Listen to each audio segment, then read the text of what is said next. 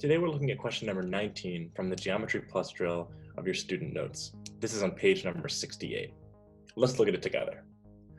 In the circle above with center O, the measure of central angle NOP is 60 degrees and the radius is 6. What is the area of the shaded region? In order to do questions like these, where it asks for either an area or an arc length of a given circle, we want to use a geometry idea that's important on the SAT and ACT. Any angle in a circle is always proportional to the area that that angle covers.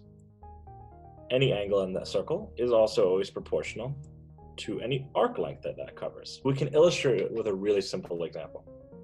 If I were to give you a typical circle, poorly drawn, and an angle of 180 degrees, it's not too hard to notice that this angle opens up to half the arc length of the entire circumference and opens up to exactly half of the area of the entire circle, half of the pizza pie, as you might say.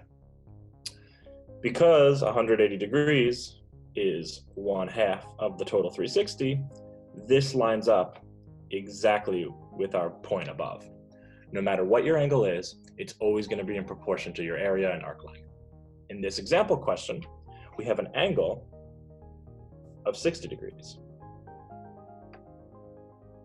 out of a total of 360, and we want to figure out the area of the shaded region. Let's call the area of the shaded region X. The total area of the circle is what we need to know. Fortunately, we know the formula for total area of a circle. That is pi r squared. Everyone should have this memorized, but just in case you don't, that's always on the front of your formula sheet of your practice tests or real tests.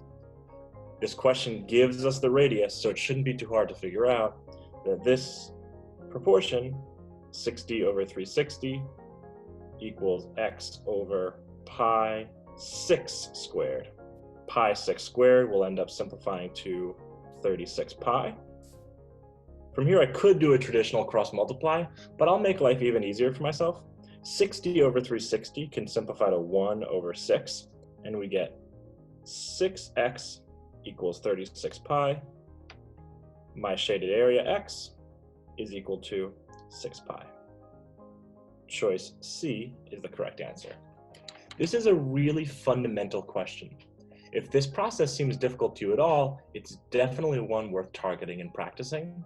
Geometry doesn't come up a ton on the SAT, but when it does, it's often in formats such as questions like this. So you want to keep an eye out for it.